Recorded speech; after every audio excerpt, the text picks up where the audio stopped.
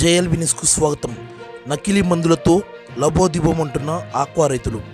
తిరుపతి జిల్లా వాకాడు మండలంలోని దుగరాజపట్నం గ్రామానికి చెందిన ఆక్వా రైతు నేతం రమేష్ గత కొన్ని సంవత్సరాలుగా ఆక్వా కల్చర్ చేసుకుంటున్నారు. కోటలో ఆక్వా కెమికల్ షాప్ ఎందు నకిలీ మందు కొనుగోలు చేసి నష్టపోయానని తెలిపాడు. ఆ రైతు యొక్క ఆర్తనాదాలు వింటుంటే చాలా దీనాస్థితిలో ఉన్నాడు. ఈ రైతు వాడిన మందులు కోటలోని Vinuth Aqua Feed and Chemicals Tirumuru Srinivasareddy దగ్గర నకిలీ మందులు కొనుగోలు చేసి హార్వెస్టింగ్కు వచ్చిన రొయ్యలు సుమారు 6 టన్నుల వరకు చనిపోయాయని, వాటి విలువ 30 లక్షల రూపాయల వరకు నష్టపోయానని తెలిపారు.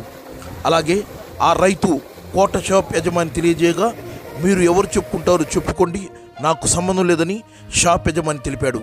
ఇకనైనా సంబంధిత అధికారులు వెంటనే స్పందించి ఇలాంటి నకిలీ ఆక్వా కెమికల్ షాపులపై తనిఖీలు చేసి రైతులకు న్యాయం చేయాలని ఆ రైతు ఆవేదన వ్యక్తపరిచాడు.